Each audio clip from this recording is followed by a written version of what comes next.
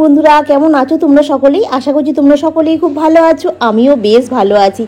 আজ হলো মঙ্গলবার, ঘড়ির কাঁটা এখন বাজে 6টার ঘরে। ঘুম থেকে উঠেছি তখন আমি 5:30টার ঘরে। উঠে মুখ ফুক ধুয়ে বাসি কাপড় ছেড়ে তারপর ঘর দালানটা একবার ঝাড় দিয়ে নিয়েছি, দিয়ে বিছানাটা গোছাতে এসেছি। তুমি আজকে এই ঘরটাতে শোয়নি। শুয়ে বলতে ও কালকে রাত্রিবেলা ঘুমোচ্ছিল, ওর ঘুম আসেনি বলে ও আবার ও ঘরে পালিয়ে গেছে। আর আমি এ ঘরেই ঘুমাচ্ছিলাম। ঘুম থেকে উঠে দেখি না কেউ, তনু নেই। আমি আবার উঠে দেখি ও ঘরে ঘুমাচ্ছে। বলছি ঘুমাচ্ছে, ঘুমাক, আজকে আর ডাকবো না ওকে। কালকে বলছে অনেকটা রাত্রিরে ও ঘুমিয়েছে, এমনিতেও অনেকটা রাত্রিরে ঘুমায়, দুপুরবেলা ঘুমিয়ে নেয় তো রাতে, ওই জন্য ঘুমটা আসতে চায় না ঠিক করে। ওই জন্য একবার গেলাম, বললাম আমি অনেক রাত্রিরে ঘুমিয়েছি। আর ঠিক আছে থাক, আর উঠতে হবে না, তুই এখন ঘুমা, তোর ঘুম ভাঙলে তুই নিজের থেকেই আজকে ঘুম থেকে উঠবি। আর আজকে বিছানার চাদরটা একটু পাল্টে দিলাম। দেখো না, দেখতে দেখতে পুজো চলে আসছে, আর ঘর বাড়ি একটুখানি ঝাড়াঝুড়ি না করলে আর কি করে হবে। সেই ছোটবেলার দিনগুলোর কথা খুব মনে পড়ে যায়। ছোটবেলায় যখন দুর্গাপুজোর সময় আসতো, সেই সময় ছুটে ছুটে চলে যেতাম। আমাদের ওখানে কলতলা বলে জায়গা আছে, হ্যাঁ, সেইখানে মানে মাঠটাতে প্যান্ডেল হতো জানো তো। আর গিয়ে মাঠে সেই বাঁশ টাঙিয়ে প্যান্ডেল হতো তো, সেই বাঁশের উপরে উঠতাম, দোলনা খেতাম, ঝুলতাম, হ্যাঁ, ছোটাছুটি করতাম। তারপরে আর একটা জিনিস কি, ক্যাপ ফাটাতাম। হয়তো যারা আমার এজের কাছাকাছি ধরো, কিংবা আমার এজের আমার সমজুরি যারা, হ্যাঁ, তারা এই এই আনন্দগুলো উপভোগ করেছে, তাই না? সেই বসে বসে ক্যাপ ফাটানো, হ্যাঁ, পা দিয়ে ফাটানো, বন্দুক দিয়ে ফাটানো, এটা একটা আলাদাই আনন্দ ছিল ছোটোবেলার। সেই মজাটা এখনকার বাচ্চারা পায় না, কিন্তু এখনকার বাচ্চাদের সেই ফোন আর ফোন। যাই হোক, আমাদের তনু এই মজাটা পায়নি, কারণ ওই ক্যাপ ফ্যাপ অতটা তখন আর হয়নি। মানে আছে এখনো হয়তো, কিন্তু সেইভাবে ক্যাপ ফাটানোর ব্যাপারটা, সেইভাবে আনন্দ করার ব্যাপারটা তনুও পায়নি। হ্যাঁ, ওদের সময়টাই হচ্ছে অন্যরকম সময়, আর আমাদের সময়টা ছিল একরকম সময়। হ্যাঁ, কি জামা কাপড় হতো, সে পরতাম, পরে ছুটে ছুটে চলে যেতাম, হ্যাঁ, ঘুরতে, এইরকম ব্যাপার। ওই কাছাকাছির মধ্যে ঘোরা বেড়ানো আলাদা আনন্দ। সেই ছোটবেলার দিনগুলো যদি আবার ফিরে আসতো না, কি আনন্দ যে পেতাম। মনে হয় সব মানুষই মানে অনেক সুখী হয়ে যেত, তাই কি না? যাই হোক, আমার এখন সোফা সরিয়ে এখন ভালো করে ঘর দালানটা সুন্দর করে গুছিয়ে পরিষ্কার করছি। এখন আমি রান্না বসাইনি, সকালবেলা উঠে খালি বাসি জামা কাপড়টা ছেড়ে একবার ঘর দালান ঝাঁট দিয়ে নিয়েছি, কারণ বাসি ঘরটা পড়ে থাকবে না, ওই জন্য একবার ঝাঁট দিয়ে নিয়েছি। এখনো চা পর্যন্ত খাইনি, তুমি এখনো ঘুমোচ্ছে। ভাবছি কি করবো, এই ঘর দালাটা ঝাঁট ফাঁট দিয়ে নিয়ে একটু ভাবছি আগে আমি একটু কফি করে খেয়ে নেবো, তারপর তনু যখন উঠবে তখন তনুকে করে দেবো ফোন। তারপরে তো রান্নাও আছে না, রান্নাটাও করতে হবে। এদিকে এইসব করতে গেলে কি হয় বলো তো, আমার একটু বেরোতে দেরি হয়ে যায়, কিন্তু আমার সময় পাবো না করার। মানে বেরিয়ে যাই আমি সকালবেলায়, ধরো 9টায় বেরোবো, সন্ধ্যাবেলায় আসবো 7টার সময়, তাহলে আমি আর কখন করবো? আর এসে আর ভালো লাগে না, কি বলতো, ওখানে আমার সেরকম হয়তো কাজ ফাজ নেই। মানে হয়তো সারাদিন ধরো মানে পড়ানো, আর হয়তো অফিসিয়ালি কিছু কাজ থাকে কম্পিউটারে বসে করা, সেরকম ভাবে তো কিছু কাজ নেই, সারাদিন বসে দাঁড়িয়েই কাজ। কিন্তু তা হলেও আসল কথা, সাঁতরাগাছিতে যাওয়া, ছুটে এই যাবো মানে এই রেডি হওয়া ব্যাপারটা, আবার ছুটে যাও, সিঁড়ি দিয়ে ওঠো নামো, এইসব করতে করতে না মানে শরীরটা টায়ার্ড হয়ে পড়ে। দেখবে মানুষ বাইরে বেরোলেই যে যেরকমই কাজ করুক না কেন, তাদের দেখবে বাড়ি ফেরার পর আর ভালো লাগে না। হ্যাঁ, ছেলেদেরই ভালো, বেশ বাড়িতে এসে আর কাজ ফাজ করতে হয় না, একটু করে বসে রেস্ট হয়। কিন্তু মেয়েদের সেটা হয় না, মেয়েদের বাইরে ঘরে দু জায়গায় সামলাতে হয়, তাই কি না? মেয়েদের মানে বাইরে বেরোলে তোমার কাজ করতে হবে, ঘরে এসে আবার সব দিকেই তোমাকে সামলাতে হবে। আর একটু কফি করে নিয়ে একটু পাখার তলায় বসে কফিটাকে খাই, তারপরে যা হয় হবে। আজকে রান্নায় যা হবে বলতে, মটর কড়াই ভিজিয়ে রেখেছি, ওটা আর কি করবো, বেটে আজকে বড়া দিয়ে তরকারি করব। আর ভাতটা অমনি বসিয়ে দিলাম, কারণ চাটা খেতে একটু তো 5-7 মিনিট সময় লাগবে, ততক্ষণে ভাতটাও ফুটে যাবে।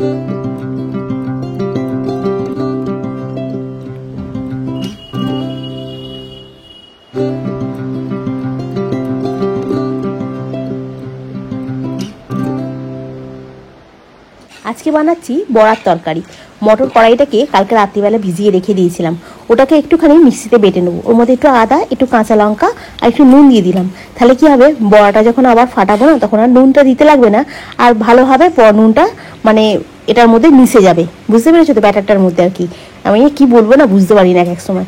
ব্যাটারটার মধ্যে ভালো করে মিশিয়ে যাবে, ওটাকে হাত দিয়ে একটু ভালো করে ফাটিয়ে নিয়ে তেলটা গরম হলে ওর মধ্যে দিয়ে একটু ছোটো ছোটো করে আলু কেটে, ছোটো ছোটো বলতে লম্বা লম্বা করে আলু কেটে আর বড়া দিয়ে তরকারি করলে বেশ ভালো লাগে নিরামিষের দিনে, জানো তো। আর অন্য কিছু লাগবে না, ভাত দিয়ে এটা হলেই হয়ে যাবে।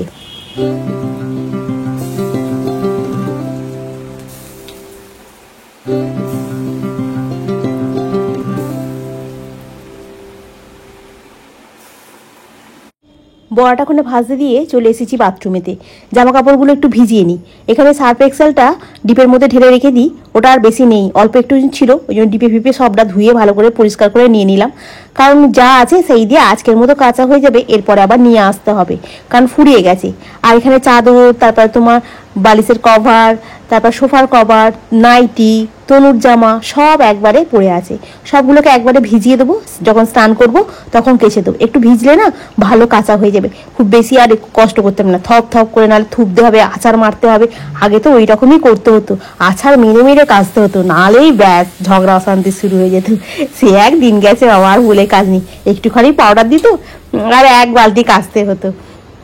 আর ওই তরকারিটার মধ্যে একটুখানি টমেটোটাকে বেটে আর ঢেলে দিলাম, তাহলে কি বলতো কালারটা দেখতে বেশ সুন্দর হবে। সেদিনকে মাছের ঝালেটায় টমেটোটা একটুখানি বেটে আলাদাভাবে দিলে ভালো হতো, আমি আবার একসঙ্গে দিয়ে দিলাম।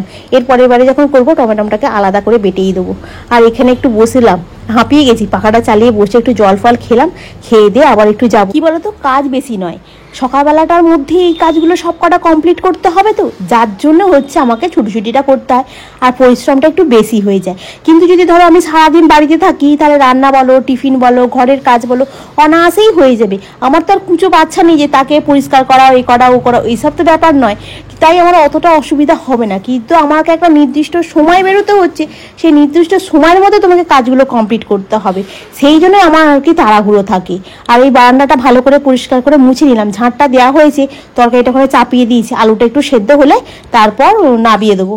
আর আজকে একটু করছি নুন সুজি, তরকারিটা হয়ে গেছে, ভাত হয়ে গেছে আজকে। আর নুন সুজির জন্য একটুখানি বাদামটাকে ভেজে নিয়েছি। আর নুন সুজিটা আজকে তনুর জন্যই করব, কারণ কি তনু টিফিনে কি খাবে, একটু পাল্টে পাল্টে না আবার করে দিলে একঘেয়েমি খাবার হয়ে যাবে, রেগে যাবে আবার, বলে আমি খাবো না, রেখে দেবে, আমি চলে যাব, ও খাবারটাকে রেখে দেবে। ওই জন্য আবার একটুখানি পাল্টে পাল্টে করে দিই। আর আজকে একটু নুন সুজিতে একটুখানি কি দিলাম, তোমার সর্ষে ফোড়ন দিলাম, একটু বড় দানা সর্ষে দিয়েছি।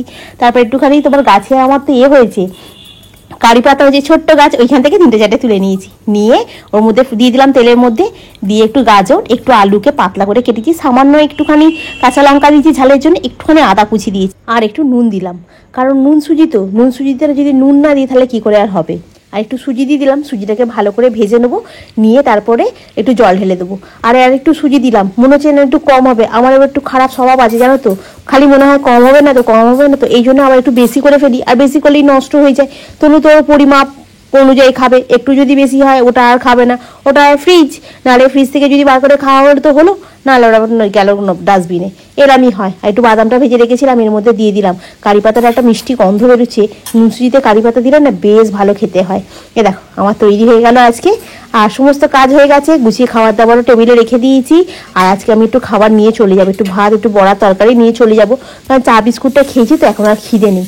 আর এই বাসনগুলো মেজে নিয়ে তারপরে যাবো স্নান করতে, স্নান টান করবো, গোপালকে তুলবো, তুলে রেডি হবো, দিয়ে বেরিয়ে যাবো। খাওয়া দাওয়াটা করবো না, ওই জন্য অতটা চাপ নিচ্ছি না, তাহলে বেরোতে বেরোতে আমার আজকে 9টা 10 হয়ে যাবে।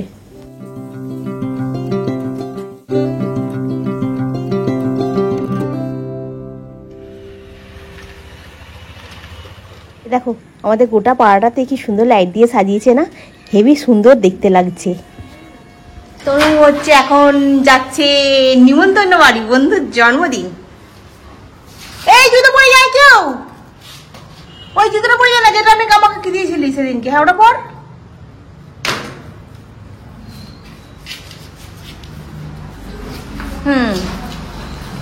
পিছন দিক দিয়ে তুলে দে, একটু হয়ে যাবে ভালো।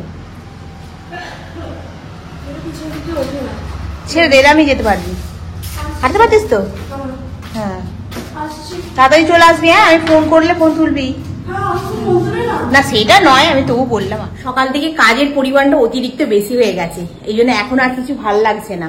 এখন আমি এই জন্য সুজি করে নিয়েছি বাদাম টাদাম দিয়ে। আর তনু তো গেছে নিমন্ত্রণ বাড়ি খেতে, এবার আমি আমার একার জন্য কি করব না করবো ভেবে ভেবে সকালবেলা তনুকে করে দিয়েছিলাম, তাহলে আমি একটু তাহলে করে খাই, দেখি কেমন লাগে, ওই জন্য এটা নুন সুজিটা করে নিয়েছি। এই এখন বসে বসে এটাকে খাবো, ভিডিওটা বসে বসে এডিট করবো। আর তনু এখনো খাওয়া হয়নি, ফোন করেছিলাম, বলে এখন আমাদের খাওয়া হয়নি, খেতে বসবো আর একটু পরে। আমি চলে আসবি তাড়াতাড়ি, 10টা বাজে আছে তো, বলছে যে হ্যাঁ আর একটু পরে খেতে বসবো, খেতে পরে আসবো। আর আমার বাড়ির সামনে ওরা একটা বান্ধবী এসেছিল, ওই বান্ধবী একসাথে দুজনে মিলে গেল। আর আমাদের পাড়াতে কি সুন্দর লাইট দিয়ে সাজিয়েছে, বেশ ভালো লাগছে দেখতে।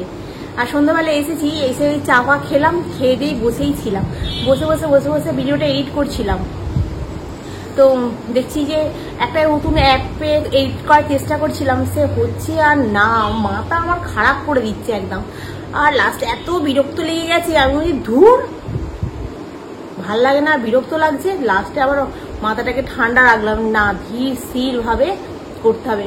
মানে যে কোনো সময়তেই বলো, যখনই মানুষের কোনো বিপদ আসে না, তখন মাথাটাকে ঠান্ডা রাখতে হবে, সেই হয়েছে আমার এখন। কালকে ভিডিওটা এডিট করেছি, ভয়েসটা শুনছি, হেডফোনটা লাগিয়ে শুনছি যে কান ফান ফেটে যাওয়ার খাওয়া হচ্ছে না, ভয়েসের এটা একটু কম দিতে হবে, এত জোর দিলে হবে না। যারা হেডফোনে শোনে তাদের তো কান ফেটে যাওয়ার খাওয়া হয়ে যাবে। এই জন্য আজকে ভাবছি একটু হালকা করে ভয়েস টোয়ারটাকে রাখবো। কি জানি কিরম হচ্ছে ভিডিওটা, বুঝতে পারছি না কেন। দেখি এখন বসে বসে আর একটু এডিট ফেডিট ভালো করে করার চেষ্টা করি। এখন তো 10টা বাজে, এটাকে খাই, খেতে খেতেই ওই এডিট করবো বসে বসে। আর সেরকম কিছু কাজ নেই আজকে। কালকে ওই যেগুলো কেটেছিলাম সেগুলো মোটামুটি হাফ শুকনো হয়ে গেছে আর হাফ তোলা আছে। আমার ঠান্ডা লেগে গেছে, খুব জোর ঠান্ডাটা লেগেছে। ঠান্ডা গরম ওয়েদারটা না, খুব জোর ঠান্ডা লেগে গেছে। তো চলো বন্ধু, আজকের ব্লগটা আমি এখানেই শেষ করছি। নেক্সট ব্লগে আবার তোমাদের সঙ্গে দেখা হবে। তোমরা খুব ভালো থেকো, সুস্থ থেকো, গুড নাইট। আর কালকে মহালয়া, কাল থেকে দেবীপক্ষের শুরু, বুঝলে তো? কাল থেকে দেবীপক্ষের শুরু। কাল থেকে মনের মধ্যে একটা আলাদাই আনন্দ আসে। আর আমাদের পাড়াটা এত সুন্দর সাজিয়েছে না, দেখেই মানে পুজো পুজো ভাবটা আসে এখানে। তো চলো রাখি, ক্যামেরা অন থাকলে বকতেই থাকবো, বকার আমার শেষ হয় না।